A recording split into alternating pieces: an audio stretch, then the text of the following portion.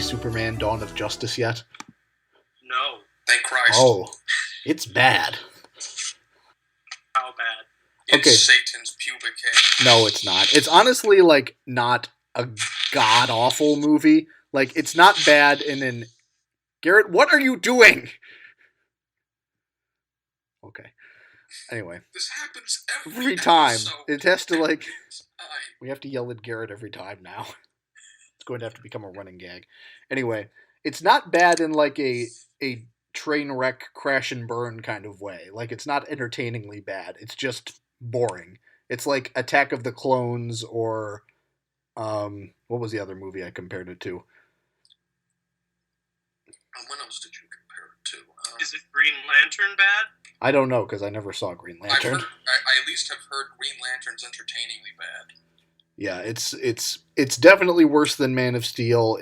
I most frequently have compared it to Attack of the Clones, and that it's just a mess. It's got way too many things going on that are never explained. Lex Luthor's plan makes no sense at all. Lex Luthor as a character makes no sense at all. Jesse Eisenberg, okay, Lex Luthor is the worst part of the movie, but most of those problems come in the writing rather than the way Jesse Eisenberg plays him. But Jesse Eisenberg is bad.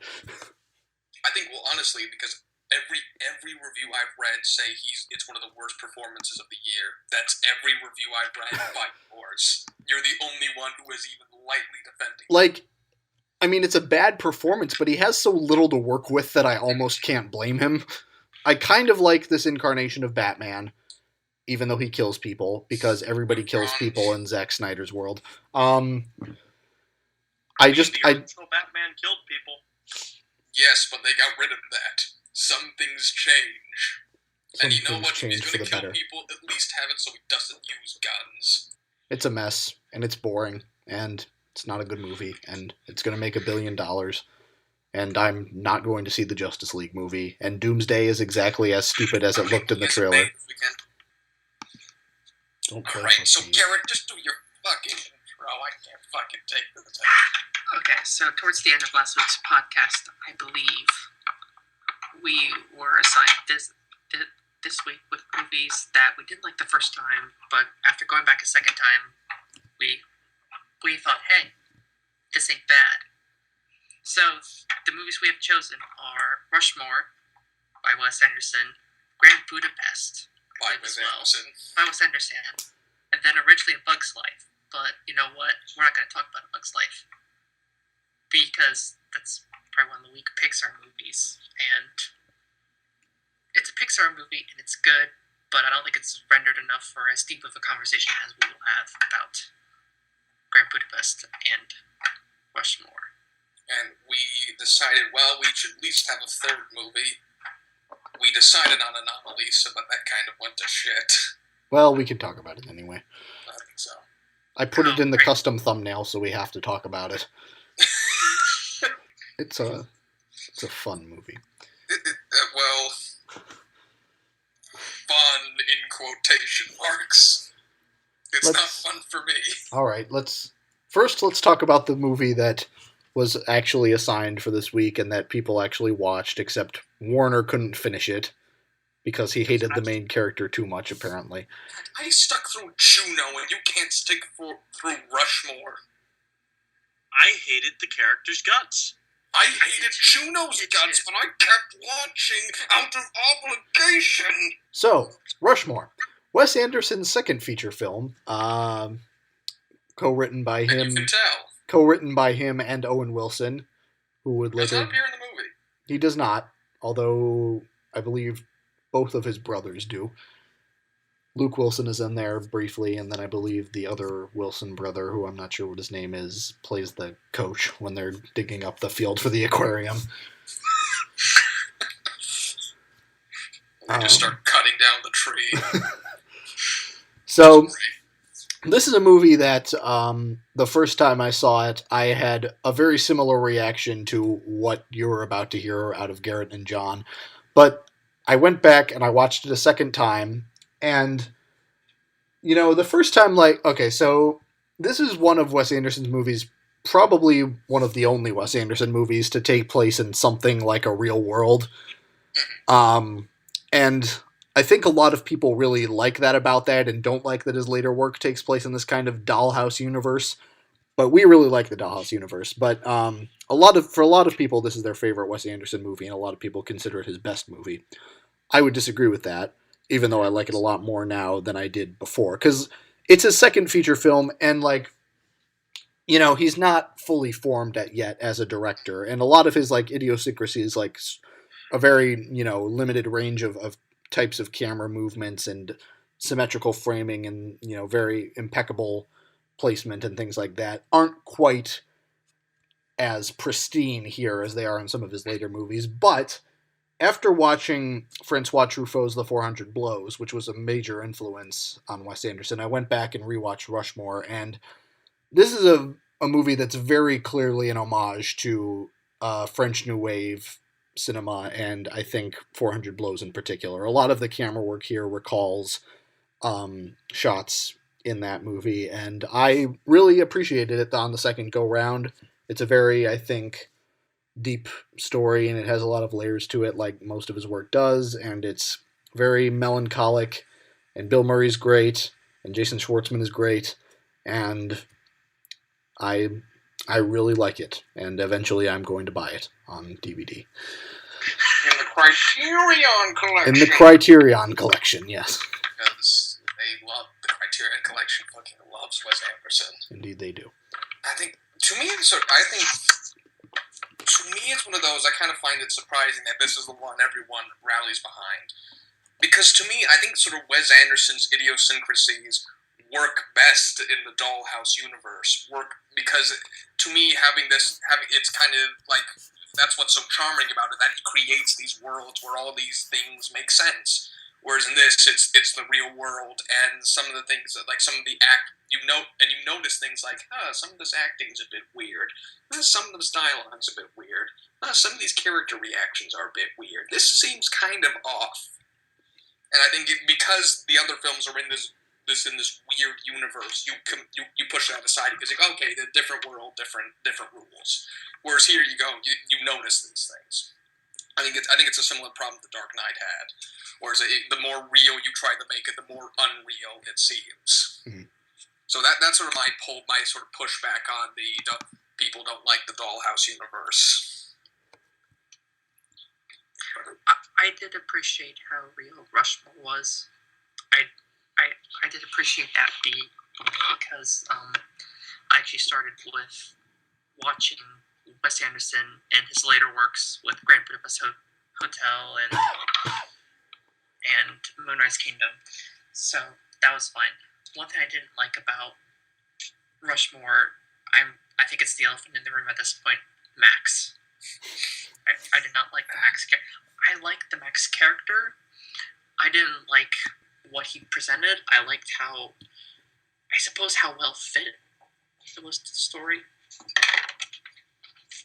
Well, to me, it's a case of he's a complete asshat. He goes after older women. He can't let things go. He's kind of, which is because he seems to be at the beginning. He seems to be above his. He kind of seems to be beyond his years because he's founding all these clubs, and he kind of has this sophisticated view on things. He's very well read. He's very well spoken, but at heart, he's really just a child. He's just a 15-year-old. And he's just a 15-year-old, and he does things that are very childish. And what would a 15-year-old do? How would a 15-year-old react to this? I don't think any normal 15-year-old would go after older women. Well, I don't know about that.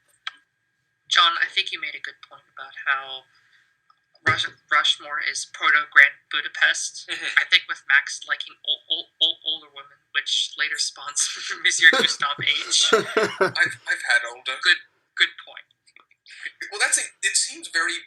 Gustav is kind of it's like the Max character has grown up. That's Gustave H in Grand Budapest, because I think Gustav H is really charming and really and very personable. There is a Gustav can be an asshole, but he's very much a very kind, gentlemanly person underneath, which I think that's part of why we like him so much. He's just such a likable presence, where Max really isn't a likable presence. He has some pretty reprehensible actions in this. See, It makes you just think, oh, this guy's an asshole. See, I don't know if I agree with that. Dinner party. The dinner thing after the... Yeah, where he gets drunk. Okay, he was drunk. That's a little... That's even being an asshole for a drunk person. There are drunks who go, dude. He's 15. No. You don't do that. He's a 15-year-old drunk. That was what tipped me over the edge. I'd already had enough of the movie at that point, and he did that, and I was just like, nope, I'm done. Well, does any of the Wes Anderson idiosyncrasies rub you the wrong way? Because I know there are some people who just don't like Wes Anderson because they don't like how stylized and quirky his worlds are. It's kind of like me and Juno with them. The only other Wes Anderson movie that I have seen is Grand Budapest. Which you did like that. I did enjoy Grand Budapest. Grand Budapest is a very enjoyable piece, and one of the things that I love about it is how stylized it is. Well, I think one of the key differences is that Grand Budapest is funny. Not only is it funny, it's really funny. Whereas Rushmore isn't really. I think who was it? Matt Zola's or Matt Zoller Sites. Mike Zoller site. He did this. He has this quote: "All Wes Anderson movies are comedies, and none of them are." And this is one of them where I think there are comedic scenes, but I would never call this a comedy. This is not really trying for comedy all that much. That's probably one of the reasons that I couldn't stomach it. I can't get into, and I can't enjoy real dramas. I can't enjoy things that are all dramatic. And I couldn't find anything in this movie up to that point funny. Well, maybe you weren't looking hard enough, because there are definitely comedics. I think this movie is a comedy. Like, it's definitely... There are comedic scenes. It is surprisingly... They just keep running over the bicycle. It is surprisingly serious, but I still think it's a comedy. It's a comedy in the way The Graduate is a comedy. I think The Graduate was definitely a big influence on this movie. Very much so. Which is like it deals with very serious things and like very serious drama, but at the same time it manages to be very weirdly funny. I think here's the thing. I don't think at its heart it's a comedy. I think it's a drama wearing the trousers of a comedy, if that makes any sense. Okay. Whereas with Grand Budapest, that at its core is a comedy. That at its core is trying to make you laugh. Whereas with Rushmore, I think it's trying for more serious things at the heart of it. And it does funny things to get to that point, but at its core, it's trying to be dramatic. Yeah. I guess I don't really buy that it's a full-on comedy. Well, none of his movies are full-on comedies. Just to get back to speaking of Matt Zoller Sites, I would encourage everybody to watch his video essay on this movie and on all of Wes Anderson's movies. He has one for each, and yeah, they're very good. And I'll put a link to the Rushmore one in the description. Put a link to the Grand Budapest one. Sure, why not? I misspoke when I said I found nothing funny. I found it very funny that I didn't laugh in any of the scenes that had Bill Murray in them. I saw Bill Murray, and I got excited. I was like, oh, good. Even if I hate this movie, I'll have some laughs. I didn't laugh a single time. That probably tipped me over the edge even more than Max. He was oddly serious in that movie. I think that's the most serious role he's ever had. Well, and I hate it. And that's a bit of a ballsy claim. But still. Lost in Translation is a very good dramatic showcase for him. This movie is too. This was like kind of a career turning point for him, because this was like the first indie movie he did, and it started kind of a turn for him towards doing like a little more serious work. Yeah. And become Wes Anderson's kingpin. Yes, he's been in every Wes Anderson movie since. I think we're just going to be riffing on Matt Zoller Sites for this whole episode, I guess. But he also brings this up in his Rushmore essay, in that Bill Murray is kind of playing like an older, sadder version of the type of character he played in the 80s. Like he's a more melancholic version of like the kind of assholey wise guy kind of smart aleck hero that he played in movies like Ghostbusters, where that character has been kind of forced to grow up a little bit and is now kind of living in the world in a very melancholy way. I think he is very funny because I think the problem is what you guys are saying. He just doesn't have any one-liners or really funny lines or anything like that. What is funny about this character is in his performance. Like the one point where he's spying on the teacher for Max, and she spots her, and he just moseys on up because, well, what's the point? There's one part where he's riding in the car with his two asshole sons, and apparently this was improvised. They're talking, and he just turns around and grabs one of them and, hits him in the head a couple of times. Oh, that's great. And then the scene where, because the Bill Murray character is just as much of a child as Max. Right, exactly. At one point, he just grabs Max's bicycle, sets it on the ground, and runs it over in his Bentley. Which to me is a great image. And then there's a scene where Max has cut the brakes, and he's just running around, and he's rampaging through the Rushmore Academy campus. Yeah. And he just has this straight expression going. Those two become enemies? Yes. Well, kind of. Romantic rivals of sorts. Back and forth. It is funny. Not Wes Anderson. Max releases bees in his hotel room at one point. Bill Murray responds by running over Max's bike. It's so hip. Also, Garrett, you thought that Max was an asshole. You didn't even get to the part where he tells a kid that he got a hand job from Dirk's mother. To me, he strikes me as a character who no one has ever said no to. Exactly. And I think he's very much just a spoiled brat in the part of it. He's a very elegant spoiled brat. Yes. And then I wouldn't even give him the elegant part. He's elegant in some ways. I think he's at least well-spoken. Okay, and then the second... And job joke. He is an asshole. If so, he does this out of an entrenched sense of entitlement, which I think is already established. And then 3, is immunized, right, yeah, okay, by his sense of entitlement against the complaints of other people.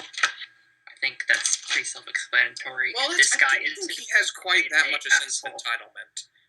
Because there is the bit where he just gives up and goes to the bar and works at the barbershop. Well, It takes other people to come to him and to get him out of that. I think at first, it's that he's gotten used to a certain lifestyle, because obviously his parents are working class, but his mom really wanted him to go to Rushmore, so he goes to Rushmore. Yeah. And then because of that, he kind of acts like more of an elitist than he is. I'm no elitist, oh, but you are. Yeah. And he, of course, he tells people his dad is a brain surgeon, his dad's a barber.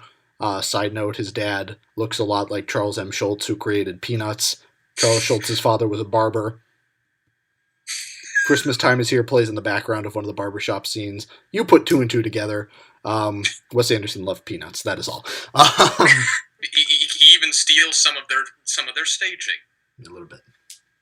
I think, well, to me, one of the elephants in the room for me is that while Max is really well developed and really defined, I think there are 3 main characters in this, kind of. Max is obviously the big one, but then there's the Bill Murray character and the teacher. Mm-hmm. And I don't think, weirdly enough, I don't think they're weirdly very well developed, at least compared to Max.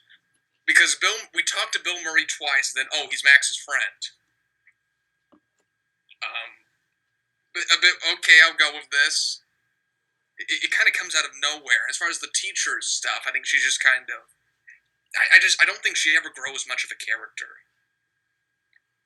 Well... And those are both great performances. Those are both great actors, but I think as far as their characters are concerned, there's a bit more than Bill Murray, but I still don't... It feels oddly rushed in places. I do think that Max and Bill Murray's character, Mr. Bloom, kind of have parallel character arcs. I'd say so as well. They both become less childish by the end of the story. I think, of course, Max is the primary protagonist, so he obviously has the more noticeable arc. But Yeah, well, I think it's it's a bit too quick to get to that, and I wish they would have spent just a bit more time getting to that point where they're up. Yes, Garrett? I mean, it is called Rushmore. Rushmore for a reason. Fuck yourself. I think you might be right with that point, though. Rushmore. I mean, I don't know why it's called that. You know, I really can't articulate why I liked this movie so much more on the second time. I think it was because, like, I could see the influence of the French New Wave in it. But, you know, we talk about how, like... more appreciation for it. Yeah, but the other thing is that, like, you know, we talked about how Wes Anderson got better at, like, building worlds later in his career. But he does a fairly good job here. Like, he populates this world with all sorts of little details. And, you know, I think the secret to any great novel or great work of art is, like, creating a world where you can have things like that. Like, what I love about Great Gatsby is that there are all these nice little things and nice little touches to the world. Yeah, like the glasses billboard and, like, the Owl Eyes guy.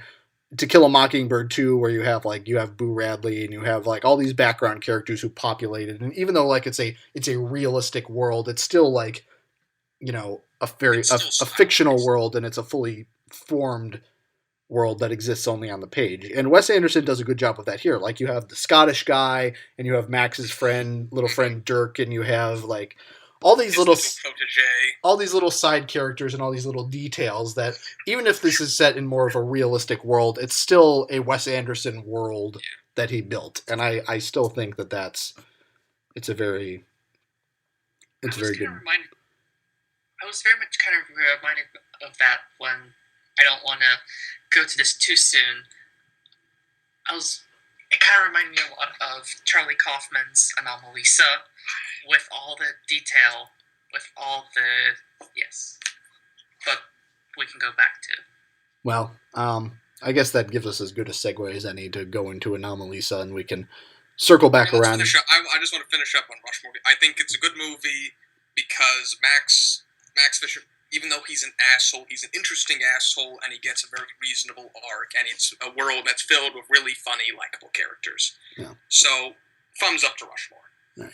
It's not Wes Anderson's best film. Some people think it is. I don't think so. But the seeds of something greater are very clearly planted there. And, you know, maybe, like I said, I had a lot of similar feelings to you guys the first time around. Maybe if you guys let it breathe and come back to it in a few months, maybe you'll like it more. I can see that. Because I think this is something I'd be perfectly fine returning to. Yeah. I might try it again. I'd recommend at least trying to get through it. I think it's worth that. Yeah. I know this is a sin of comparing two different movies on two different grounds, but this was better. This was still better than Deadpool. Oh. Deadpool wasn't that great anyway. It was half a great movie. I really felt it was good to the Deadpool name. Well, but I don't read the comics. If that's all you want, sure, yeah, it delivers, but I kind of wanted I want a bit more from movies than just trying to have Ryan Reynolds be a Looney Tunes character. And to adhere to comics. I feel especially since people like me, and probably John, well, and probably Tyler. This does not equal good. Exactly. Deadpool needed one more rewrite, I think. Like, the movie they pitched was basically the movie that ended up getting made, as far as what I've gathered. And I think they just needed to put that script through one more rewrite. But, whatever. On to Anomalisa, I suppose. A film I couldn't finish the second time around. Well, I have this strained relationship with... to me, watching Charlie Kaufman movies are like this, and this isn't because of the designs in Anomalisa or anything like that, because I watch them, and there's something... It's a bit like seeing my own experiences up on a cinema screen. And there's this very filmic barrier to them, but there's still something that I have... They're very much something that feels like something I've experienced. And I go, no, I don't want to go through this again. That was a bad experience. No, Charlie, no. What are you doing? Get out, Charlie, get out. I kind of felt that way, like, very early on when Michael and Bella, right, Bella? Yeah. That's the one who goes, yeah. When they meet in the bar in the hotel lobby, by their talking, I can feel the emotion. And I'm like, don't cry. This is claymation, Karen. This is claymation. Charlie Kaufman can't do this. This is impossible. Well, to me, the big thing is that the Anomalisa character in this, which I think to me that is the lone blemish on this movie, is that I don't see why, other than the fact that she's the only one who's talking in a different way. I don't see any reason why that character is so special to him. Well, maybe there doesn't really need to be a reason. Like, I can see where that argument would come from, but like, I don't know if you can ever really articulate the reason why someone is special to you. You know, there's just something about just them. A bit more similar because she just seems so. Because she's the kind of character where I realize like, that's just like any other young woman. They had a lot of mojitos. Okay, maybe the drunk argument could work here too. I don't know. I think it's more of like the central metaphor of the person who's like most special to you just has something about them that makes them special, and you know, here that is literalized with the fact that she is literally the only other person who has a unique voice and face. And I don't know, maybe I'm just so objective and cold. Maybe that's just how I feel. The first time, this is another movie like fitting with our theme this week. The first time I saw this movie, I liked it. I really liked it, but I wondered why it wasn't better. Because Charlie Kaufman wrote Eternal Sunshine of the Spotless Mind, which is one of my favorite movies of all time, and it's a movie I think everybody should see. Not just everybody in the podcast, like everybody. And you know, Anomalisa was at 100% on Rotten Tomatoes, earning raves for such a long time, and then the more general reviews started to come out, and they were a little more tempered. But I still feel that it's a great movie, and the more I thought about it, the more I appreciated it, and the more I liked it. I think I sort of share a kind of opinion, even though Anomalisa is a great movie, but I think I can see people watching this and going, this isn't the most entertaining thing. I think like Clay Keller had that opinion. He just watched it and went, yeah, it's really good, but it's not that engaging. I can see that point of view, but to me it's almost, because I've never seen a movie before capture a character's worldview so well and can make it seem so relatable and so realistic in a sense. And to me, it's a haunting movie in certain ways. It definitely is. And so, you know, the conceit of this is that there's this character, Michael Stone, who sees everybody as having the same face and voice, man, woman, whatever. Like even his wife and his son have the exact same face and the exact same voice, and it's very you know, disconcerting to look at. And I can see why this movie didn't make a lot of money. I can see why, you know, some people really didn't care for it. It can be very off-putting at times. This is a movie that features. Can we mention the elephant in the room? We might as well get to it. This is a movie that features graphic stop-motion puppet nudity and graphic puppet stop-motion sex. I'd like to comment. Yes. It was impressive, and kudos to Charlie Kaufman. Kudos, but it's not blue. Continue.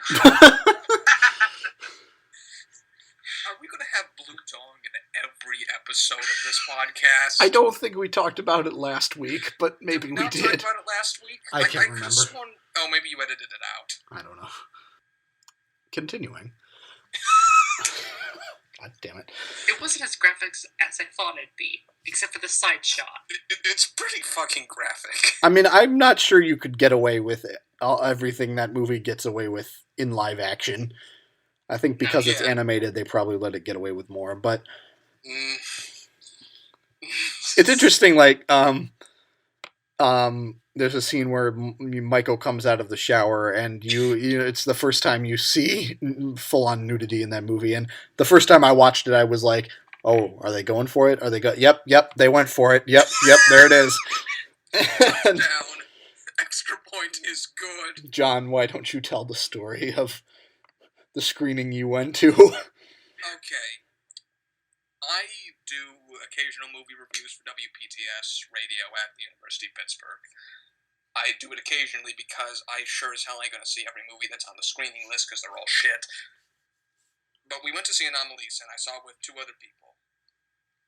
And during the part where there's the shower, he opens up, and there it is in all its glory. Flaccid old man cock. Non-blue, but continue. Non-blue, but good enough. And from the front of the cinema, we just hear a woman go, "Woo!" which was equal parts shock, horror, disgust, and arousal. That pretty much sums it up right there. We don't need to talk about this movie anymore. Well, I think it is kind of a horror movie in some scenes. It is. Especially at that dream sequence. Yeah, where his face comes off and then the hotel manager says, "I love you."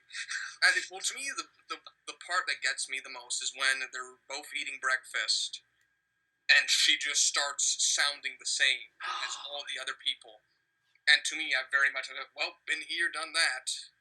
You get to know someone, and then they just start to turn into every other person you've ever met. Yeah. Which to me that's as good as you're ever going to capture that. So when I first heard about this movie and like looking at the early reviews and stuff, like what it seemed like was that, you know, the central metaphor of the story is about like finding your soulmate and like finding someone you connect with, which it is, but then the movie keeps going. And it's not really. I think the rest of the movie kind of eliminates that conceit, because what happens is Lisa, who's like the only unique person he's been able to find, which it's implied that the same thing happened with Bella before, and I would assume it happened with his wife, because why else would he have married her? Maybe he was just settling. Maybe it was. But, you know, and Lisa just fades away, like she becomes exactly like everybody else. And then you know, you see that sequence of him just giving his speech, and he's just like trying to break the monotony, and he just can't do it, and you get a sense of a guy in complete despair. And you know, at the Charlie Kaufman pulls off this trick very well. He did this in Being John Malkovich too, where he makes a character that's very sympathetic, and that you at first you kind of root for, and like they're still sympathetic characters, but at a certain point you realize like this guy's kind of a dick. Or like, there's something wrong with him, and I think there is something very wrong with this. There's something very clearly wrong with him, and you know, I think in a neat little twist, maybe you've read about this. The hotel that he stays in is called the Frigoli, which is a syndrome that refers to illusion, thinking that everyone else in the world except you is the same person. Which is great. Which is what Michael Stone sees the world as, and you can see it as like just failing to connect with people, or you know, it's left open enough. Feeling alone. It's left open enough for that, but like by the end of the movie, which I feel like maybe brings this movie down a couple points. Like by the end of the movie, you feel, and especially after the dream sequence, you feel less that way, and you feel more like this is a guy that just has a psychological condition that really like he needs help. Well, it's really a dive. I think that's fine, because it's really a dive into a psychological issue, or at least maybe it's psychological. Maybe he is just stuck. Maybe it isn't as. Maybe he isn't as. Maybe the delusional stuff is just stylized filmmaking. It leaves it open to interpretation, and I think to me, I just find this character fascinating enough, and I relate so much to this person as someone who because I realized something after watching it. I realized I do hear. That's the thing. I think if they aren't close friends or family, they all sound the same to me. Of course, there are differences between female voices and male voices, but if they are not close friends or family, I just hear the same voice. I hear the same thoughts. I hear the same things. I feel like I'm the only different person anytime I go into a room. And I think this movie captures that sort of despair of I am the only one. I am isolated on this island. I think this is a movie that captures that better than anything else. And I think it will be the only movie that really captures this. It's interesting because it's interesting to wonder like what, you know, the ultimate thesis of the movie is, because you have that closing shot of Lisa and Emily driving home, and you see Emily has her own face, and you hear Lisa's voice again. Jennifer Jason Leigh, who, by the way, gives an amazing performance in this movie. Even if it's just a vocal performance, it's incredible. Well, vocal performances are performances too. Yeah. And the voice of monotony and knowing your life is going to shit would be by the very own Tom Noonan. Thank you, sir. Who voiced Michael Stone again? David Thewlis. He's Thewlis. He's excellent. He's a British actor. He played Professor Lupin in the Harry Potter films. It's such a warm performance. Yeah. It is. Because that thing to me, that's sort of I think that's maybe because I think that performance kind of does make me second guess he's just a dick. Because if they got a slightly worse actor, I think it would have been just this guy's just an asshole. I mean, it's such a warm performance. We see more humanity in him. The whole dick thing was kind of like my knee-jerk reaction to the movie after seeing it the first time. After watching it the second time, I'm less sure about that. And the more maybe I have to go back and watch Being John Malkovich again, but I do think that John Cusack's character in that really does turn out to be a dick. Being John Malkovich is an excellent film, and you all should see that too. I think we relate so much to Charlie Kaufman because he makes these movies about miserable people in miserable worlds. I think because we're isolated people, we just really relate to that. Yeah. I think I also realized because Wes Anderson also makes movies about outsiders. Yeah. And I think that's possibly why we react, because of course we love them as filmmakers and we love how they do it. But I think there's always something at the core of why you like a filmmaker. And I think sort of the subject matters these filmmakers tackle are kind of why we're drawn so much to them. Yeah. And why we relate so much to them. And that's why we love movies. So, yes. Anomalisa, on the whole, it's a fascinating movie. It's really not the most entertaining thing. It's definitely not the most entertaining thing. It was first done as a play. Not even as just a play, as like an audio play. It's a compelling movie, and it's a very fascinating movie to think about and to talk about. And I really think that this is a movie that will stick out and stay around for years to come, even if most people didn't see it. I think Charlie that Kaufman's stuff sticks around.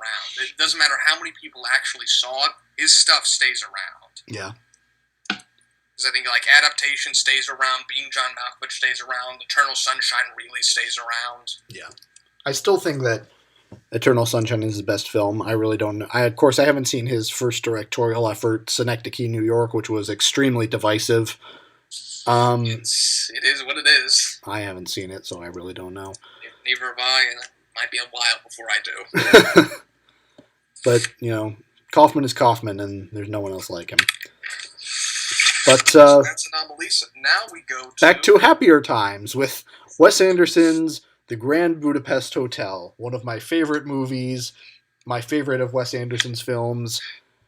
Where to start with this thing? You know what? Yay, I'm kind of have input on. I'm kind of on your side. This is slowly becoming one of my favorite movies. I love everything because it's one of those things. What's the problem with it? I can't name one. It's a perfect movie. I can't think of something wrong with it. It's really funny. It's really emotional. It's got great stakes. It's got great themes. It's just beautiful to look at. I can't think of something wrong with it. Yeah. I remember the first time I saw it. I think I told someone, "Hey, I'm gonna see the Grand Budapest Hotel." And it's like, "Oh, I heard that was good. Have fun."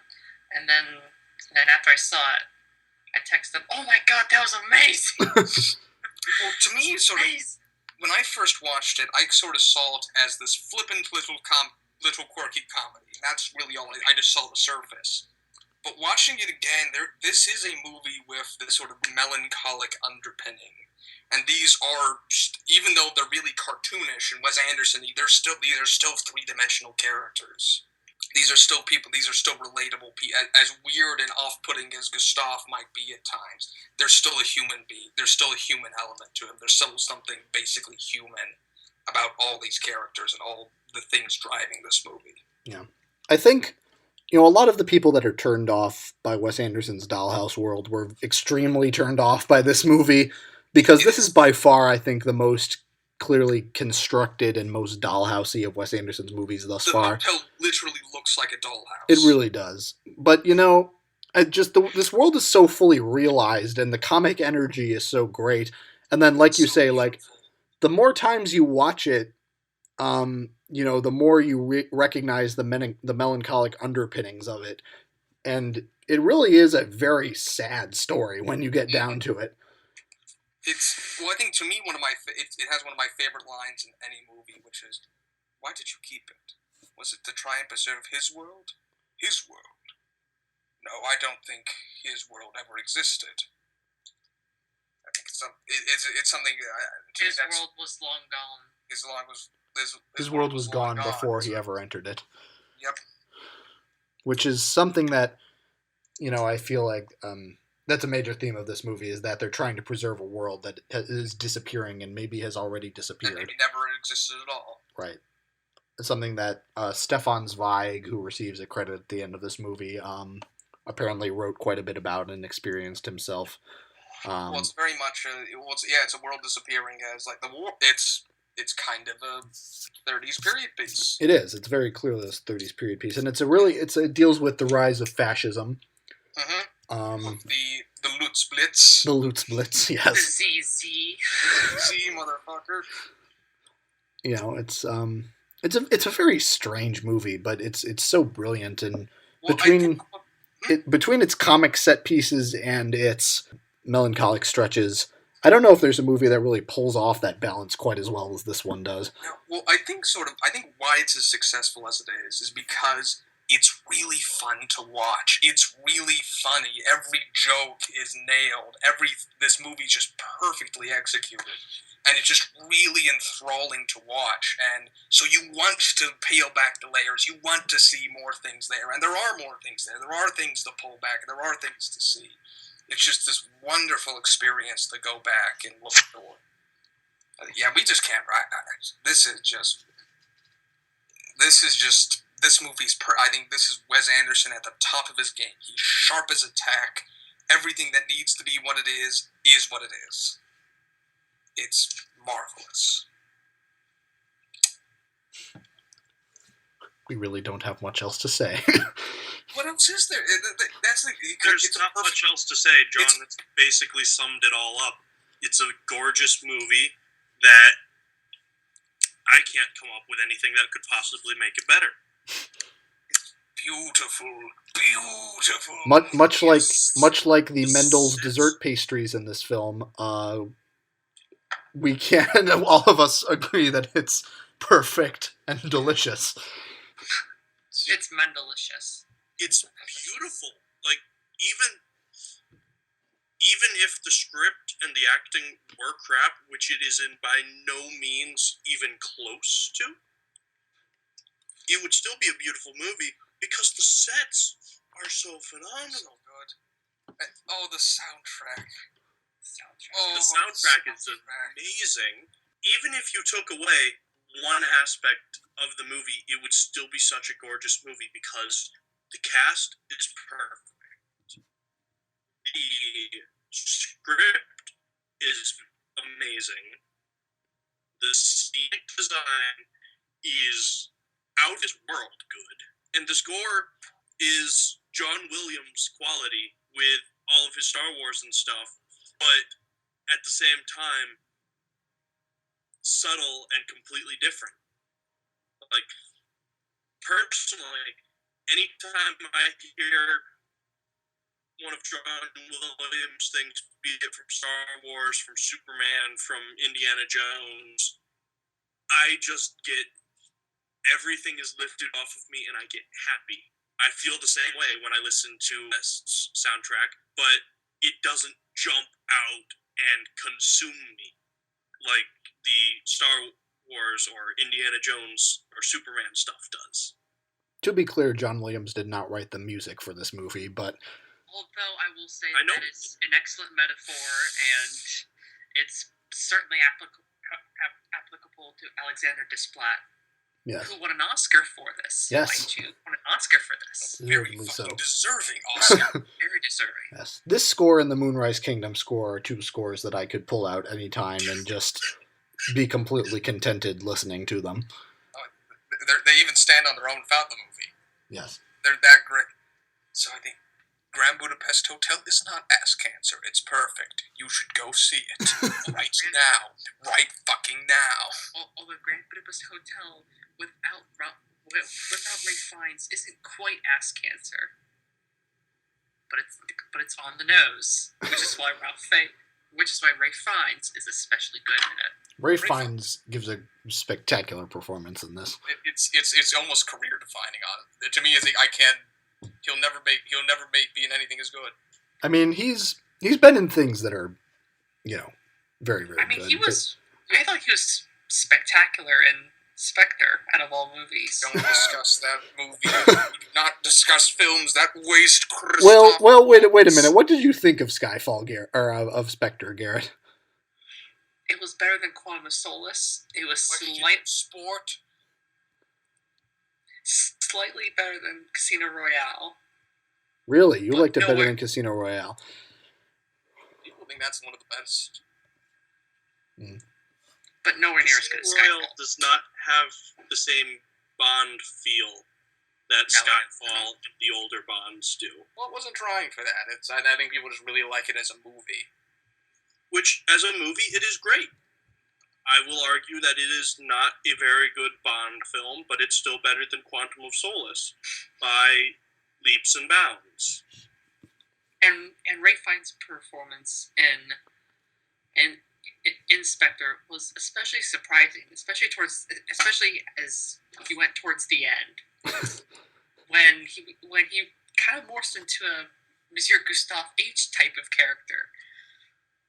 When he's fanciful with C and saying, no, fuck your organization. But at the same time, the third act of Spectre is a mess. Yeah, it is a mess. You can tell that that's the part that they were, hastily rewriting because they didn't think it was good enough. But except the part where Ray Fiennes was surprisingly good. He's a good M. I'm excited to see more of him in the future if they bring him back. Yes. But I think in Grand Budapest, he kind of reveals this playfulness that he doesn't really have in a lot of his other roles.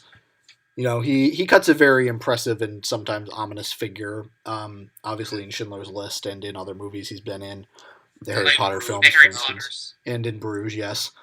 But he's allowed to really play and have a good time in Grand Budapest, which... I think all the actors are having fun. Yeah. They all get to dress up in funny mustaches and fun costumes, and even Bill Murray. Yes, even Bill Murray, especially Bill Murray. The actress who had the actress who played Agatha. The birthmark, the shape of Mexico. The Mexico birthmark. The perfect shape of Mexico, which is great. God, I love this movie so much. Yeah. It's just, and Gustav is such an interesting character in that he's, he presents himself as this very formal, polished guy, and yet, you see, he very clearly is presenting this facade, which you can see through every time he, lets an expletive slip out. It's like, in the days of, oh, fuck it. Yeah. Indeed, that's what we provide in our own modest, humble, insignificant, fuck it. I think there's something. I think there's something about performance. There's themes of performance and putting up barriers and putting up facades. I think that's most clearly in there's the scene where he yells at Zero for being an immigrant, and then Zero gives this really heartfelt story of how he's a refugee and things like that, and he just says, "Oh, I'm so sorry." Everything just falls down. He just gives this really sincere apology. Yeah. And yeah, it's also a really sincere movie. It's not very cynical, this movie. I think especially with that part, we even see that facade kind of clean on, because I think at one point he says, "I apologize on behalf of the hotel." Yeah. Not on behalf of which I found a little jarring, but I suppose that's something. You've probably hit on something there, Garrett. I'm sure that was extremely purposeful, Oh, yeah. He's very much tied to the hotel, I think. Absolutely. Gustav He's and a the Grand part of that place. Gustav and the Grand Budapest are pretty much one and the same. Mhm. They are crossed keys. They are crossed keys. Yes, they are cross-keys. God, such a brilliant film, and Movies. I don't Movies. understand how anyone could possibly dislike it. I think I've never met anyone who dislikes Next it. time I go to Vidiot's, I'm going to march in there, grab Clay Keller by the lapels, and scream in his face, "Why didn't you like the Grand Budapest Hotel, Clay? Fucking dare you! You dare fucking how?" You are the worst. Clay Killer is not the worst. He's not the worst, but so that's the Grand Budapest Hotel. We were surprisingly efficient on this go round. Hey, less to edit. True. You might get this thing out on Wednesday this time. Fuck you. I don't blame you. It's just likely. Well. I at least chose not to eat a cannoli in your face this time. Yeah. So we need to decide what we're doing for next time. I have a movie in mind for all of you to watch. It's a movie I think all of you will enjoy. It's a Coen Brothers flick, starring Oscar Isaac, who is now one of the stars of Star Wars. The Coen Brothers... He's kind of a darling right now. Yes, the Coen Brothers' 2013 film, Inside Llewyn Davis. One of their, I think, less appreciated films, but one that may rise in esteem, I think, maybe as the years go on. And certainly I saw it once towards the beginning of my first semester out here, and I really liked it then, and I think I'm going to go back and watch it. I watched parts of it again. I'm going to go back and watch the whole thing again, and I think I'll probably like it even more. So we have an idea for later where we're going to watch a couple of Bond films. Okay, I can get behind that. And then for this week we have Inside Llewyn Davis. If we want to discuss, do we want to try and watch Fantastic Mr. Fox? Do we want to do Wes Anderson again? I don't know. Or, this is going to seem kind of weird, have any of you seen the Simpsons movie? Yes, I have. Yes, I have. Do you just want to do the Simpsons movie? We can do Inside Llewyn Davis and the Simpsons movie. Okay, I'm down with that. Let's do that. All right. So for next week, I was for this country to lead, not to read. I unapologetically love the Simpsons movie, and this will give me an opportunity to talk about the Simpsons as a whole and its cultural impact. I had an idea. Maybe, I don't know if we have enough viewers right now. Probably not enough people that actually pay attention.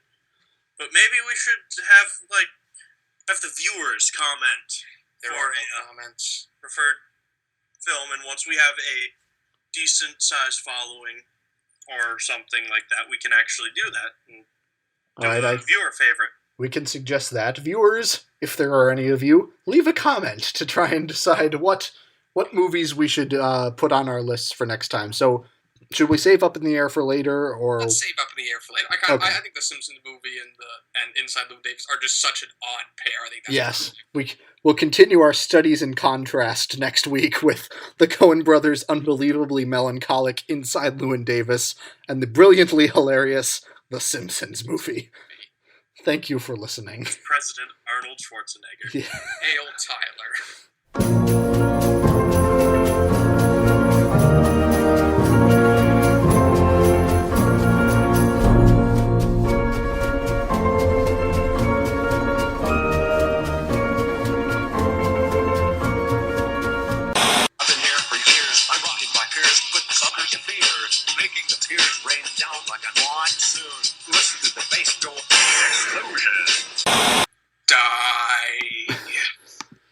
Shit, are we actually recording?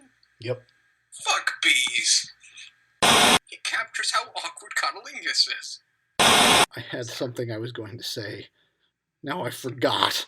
Oh, now I remember. It's okay. Putting out fire with gasoline.